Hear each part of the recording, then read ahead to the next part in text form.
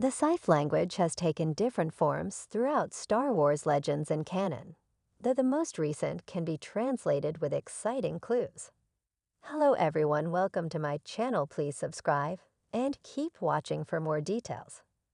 Sith language developed in Star Wars legends now utilizes more classic runes from Ralph McQuarrie combined with some new symbols.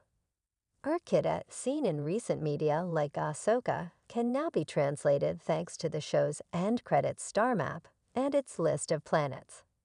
The language of the Sith has been gaining importance in Star Wars lore, potentially offering clues for the future. Star Wars language of the Sith may hold the key to the galaxy's past and future. Known as the Old Tongue or Urkidat, the language of the Sith has its own written language and unique alphabet, and can also be spoken to a certain degree. That said, it has evolved over the years with different versions and translatable styles. Most recently, 2023's live-action AHSOKA series provided some major clues for the future while offering an easy means to translate the runes featured on screen. Existing for nearly as long as the Jedi Order in the Star Wars timeline, the Sith have their own traditions and culture steeped within the dark side of the Force. This includes their very own language and writings. However, there have been clues that Urkidat may have originated from a much older language, one sourced outside the known Star Wars galaxy. Keeping that in mind, here's the history of the Sith language in Star Wars Explained, as well as how to translate the most recent and canonical version in the established Star Wars canon. The very first examples of the Sith language can be found as early as Dark Horse Comics' Star Wars tales from the 90s. However, it was largely gibberish up until 2010 when the Sith language became a more official language thanks to Ben Grossblatt, a senior editor who worked on both the Jedi Path, a manual for students of the Force and Book of Sith. Secrets from the Dark Side.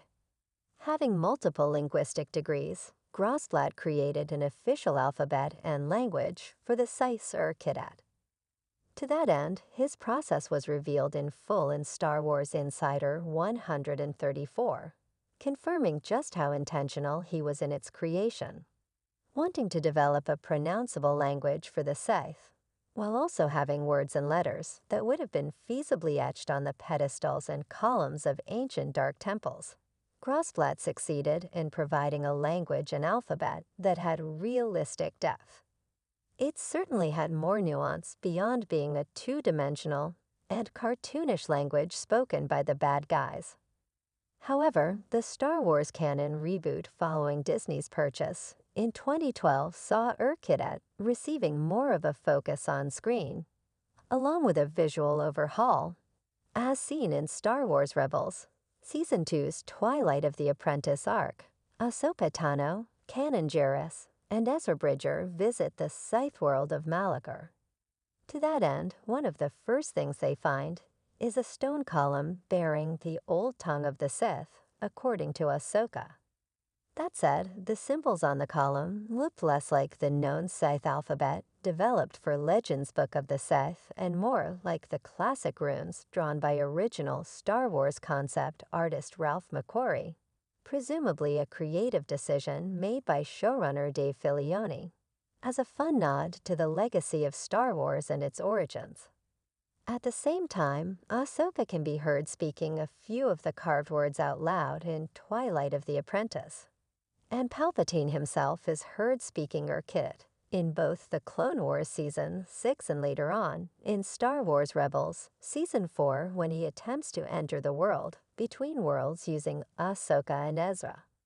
Despite being shown in multiple pieces of Star Wars media since that point, this seemingly new and canonical version of Urkidat had yet to have letters assigned to its new runes until 2023's AHSOKA.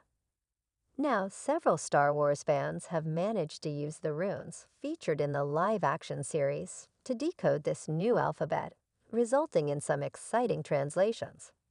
Translating the runic alphabet can largely be done using the star map in Ahsoka's end credits, using the names of the featured planets to assign each rune to its corresponding letter in the English alphabet.